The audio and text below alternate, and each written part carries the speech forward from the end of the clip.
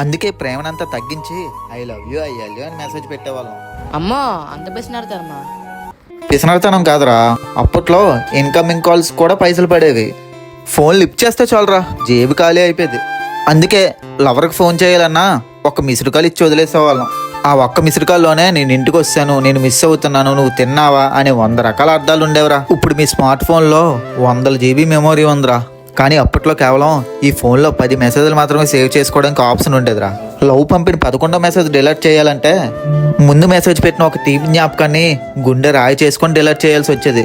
మీది అన్లిమిటెడ్ ప్రపంచం రా, మాది లిమిటెడ్ ప్రపంచం. కానీ ఆ లిమిటెడ్లోనే ఎంతో హ్యాపీనెస్ ఉండేదిరా. అని నాకు డౌట్, ఇప్పుడంటే ఫోన్ రీఛార్జ్ చేసుకోవడానికి ఫోన్ పే, గూగుల్ పే అని చాలా ఉన్నాయి.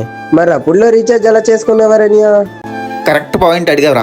మా 90s కిడ్స్ స్టోరీల్లో అన్నీ ఒక ఎత్తు అయితే ఈ రీఛార్జ్ కదా ఇంకొక ఎత్తు. ఎందుకని అంత మ్యాటర్ ఉందా దాంట్లో? అవును, ఆ రోజుల్లో రీఛార్జ్ ఎలా చేసుకునేవారు? మీ మెమోరీస్ని మాకు కామెంట్ తెలియజేయండి.